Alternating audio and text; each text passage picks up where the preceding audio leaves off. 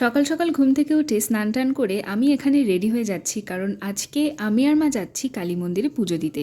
আমার দুটো কারণের জন্য অনেক দিন ধরেই মায়ের কাছে যাবো যাবো করছি, কিন্তু সময়ের অভাবে যাওয়া আর হচ্ছে না।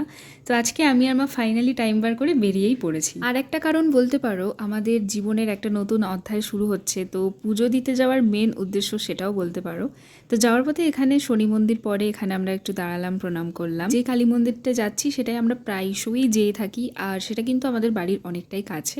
তো যাওয়ার আগে আমরা এখানে প্রসাদ কিনতে ঢুকেছি, আর এখানে এত ভ্যারাইটি রকম মিষ্টি, কোনটা ছেড়ে কোনটা নেব। তো সিলেকশন করে আমরা এখানে 2 প্যাকেট প্রসাদ নিয়েছি, আর একটাতে আমি আমার নাম লিখেছি আর একটাতে দিদিভাইয়ের নাম লিখেছি। গিয়েই আমরা চলে গেছি মায়ের কাছে। তো এখানে প্রসাদ দেওয়া হলো, মাকে প্রণাম করলাম। আর আজকে আমাদের যেতে অনেকটাই দেরি হয়ে গেছে, তাই জন্য অনেকটা পেছনে আমরা বসার জায়গা পেয়েছি। যদিও একটু ইচ্ছা করেই দেরি করে গেছি, কারণ পুজো শুরু হতে একটু টাইম লাগে, আর লাকিলি পুজো শুরু হয়ও নি। তারপরে শুরু হলো অঞ্জলি, আর পুজোর সময় তো আমি আর ভিডিও করিনি।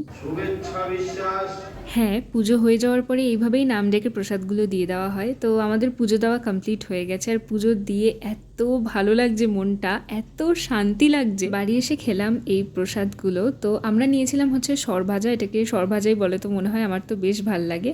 আর সাথে ছিল এই মিষ্টিটা, এই মিষ্টিটার নাম আমি জানি না, তবে এটাও আমার বেশ ভালোই লাগে। তো এটাই ছিল আজকের ভিডিও। যদি ভালো লেগে থাকে অবশ্যই লাইক করে দিয়ে যেও, আর চ্যানেলটাকে সাবস্ক্রাইব করে দিয়ে যেও। বাই।